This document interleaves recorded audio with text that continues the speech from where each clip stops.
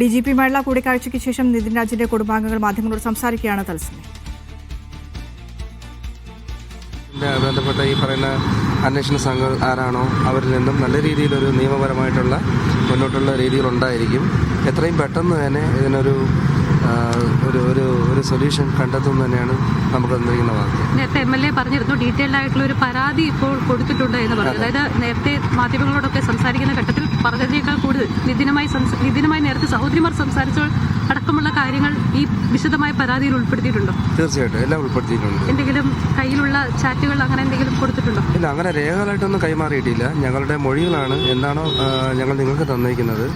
അതോടൊപ്പം പിന്നെ ഞാൻ ഇൻക്വസ്റ്റ് സമയത്ത് അവിടെ ഉണ്ടായിരുന്നു. അപ്പോൾ ഞാൻ അവിടെ കണ്ട കുട്ടിയുടെ ശരീരത്തിൽ കണ്ട കുറച്ച് സംശയങ്ങളും കാര്യങ്ങളും കൂടെ ഞാൻ പറഞ്ഞിരുന്നു. കുറച്ച് പാടുകളൊക്കെ ഞാൻ ശരീരത്തിൽ കണ്ടിരുന്നു. അപ്പോൾ അതിനെക്കുറിച്ചും കൂടെ ഞാൻ പറഞ്ഞിരുന്നു സാറിനോട്. അപ്പോൾ സാർ അതെല്ലാം കൂടി എന്തായാലും അന്വേഷണ സംഘം അത് അന്വേഷിക്കുന്നുണ്ട്. അപ്പോൾ അതുമായി ബന്ധപ്പെട്ട എന്തായാലും ഡീറ്റെയിൽ ആയിട്ട് അവർ ചെക്ക് ചെയ്യുമെന്ന് പറഞ്ഞിട്ടുണ്ട്. ഇതിലിപ്പോൾ ഏറ്റവും പ്രധാനപ്പെട്ട കാര്യമായി ഉയരുന്നത് ലോൺ ആപ്പുമായി ബന്ധപ്പെട്ടുള്ള കാര്യങ്ങളിലേക്ക് പോവുകയാണ് അന്വേഷണം എന്ന് പറയുന്നത്. അത് അന്വേഷണം വഴിതിരിച്ചു വിടാനുള്ള ശ്രമമാണ് എന്നാണ് കുടുംബത്തിന് തോന്നുന്നത്, അല്ലേ? അതിനെക്കുറിച്ച് ഞാൻ സാറിനോട് സൂചിപ്പിച്ചിരുന്നു. അപ്പോൾ അത് അന്വേഷണം എന്തായാലും നടക്കുന്നുണ്ടല്ലോ. അപ്പോൾ അതെന്തായാലും അവർ ചെക്ക് ചെയ്യുമെന്നാണ് പറഞ്ഞത്. ആശങ്ക അറിയിച്ചിട്ടുണ്ടോ? അതെ, തീർച്ചയായിട്ടും. അദ്ദേഹം എന്താണ് പറഞ്ഞത് ആ സമയത്ത്? സാർ പറയുന്നത് അതൊരു എന്താ പറയുക, അത് എന്താണ് കാരണമെന്ന് നമുക്കിപ്പോഴും അറിയില്ല. ഞങ്ങളുടെ സംശയങ്ങളും ഞങ്ങളുടെ മറ്റ് കാര്യങ്ങളൊക്കെയാണ് ഞങ്ങൾ സാറിനോട് പറഞ്ഞത്. അപ്പം ഇതിലെന്ത് കാരണത്താലാണ് അവനിങ്ങനെ ഒരു തീരുമാനം എടുക്കാൻ തോന്നിയെന്നുള്ളൊരു കാര്യം, അതിൻ്റെ കാരണമാണ് ഞങ്ങൾക്ക് അറിയേണ്ടത്. അപ്പോൾ അത് അന്വേഷണത്തിലൂടെ എത്രയും പെട്ടെന്ന് ശക്തമായിട്ട് കണ്ടുപിടിക്കുന്നത് തന്നെയാണ് ഒരു വാക്ക് തന്നിരിക്കുന്നത്. ഇൻക്വസ്റ്റിന്റെ സമയത്ത് ഇതിന്റെ ശരീരത്തിൽ അസ്വാഭാവികമായ പാടുകൾ ശ്രദ്ധയിൽപ്പെട്ടിരുന്നു എന്നാണോ? തീർച്ചയായിട്ടും ഞാൻ കണ്ടിരുന്നു. എന്താണ് അത് ഈ ചെറിയ എന്താ പറയുക, ചെറിയ ഈ കമ്പി കൊണ്ട് കുത്തിയ രീതിയിലുള്ള ഒരു ചെറിയ പാടുകളൊക്കെ ഞാൻ ശ്രദ്ധിച്ചിരുന്നു.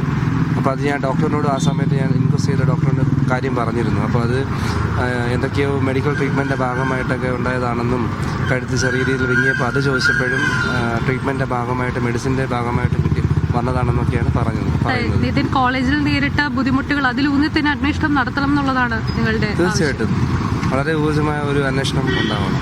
ഇതിപ്പോൾ കൂടുതൽ വിദ്യാർത്ഥികൾ ഈ ഡോക്ടർ റാമിനെതിരെ പരാതിയായി ഉന്നയിക്കുന്നുണ്ട്. അവർ ഇന്ന് പരസ്യമായി മാധ്യമങ്ങളോടൊക്കെ സംസാരിക്കുകയും ചെയ്തിട്ടുണ്ട്. അത് ഇന്ന് ഞാൻ എൻ്റെ വീട്ടുകാർ പറഞ്ഞായിരുന്നു, ഇങ്ങനെ വാർത്തകളിലൂടെ കാണിക്കുന്നുണ്ട്. സീനിയർ വിദ്യാർത്ഥികൾ വളരെ നല്ല രീതിയിൽ ശക്തമായിട്ട് എതിർപ്പ് കാണിച്ചിട്ടുണ്ട്. അവർ ഇതുപോലെ ഉപരോധിച്ചുണ്ടെങ്കിൽ ഞാൻ അറിഞ്ഞു കോളേജിൻ്റെ ഫ്രണ്ടിൽ.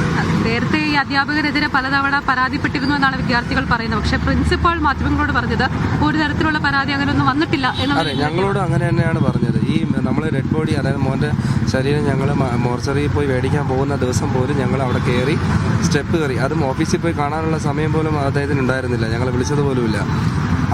ആ വഴിയിൽ നിന്നിട്ടാണ്, സ്റ്റെപ്പിൽ നിന്നിട്ടാണ് ഞാൻ സംസാരിച്ചത്. ഞങ്ങൾക്ക് മറ്റു കുട്ടികളായിട്ട് സംസാരിക്കണം, കാണണം, അറ്റ്ലീസ്റ്റ് അവൻ്റെ ഒരു കുറച്ച് കുട്ടികളെങ്കിലും ക്ലാസ്മേറ്റ്സിനെ കാണിക്കണമെന്ന് ചോദിച്ചായിരുന്നു.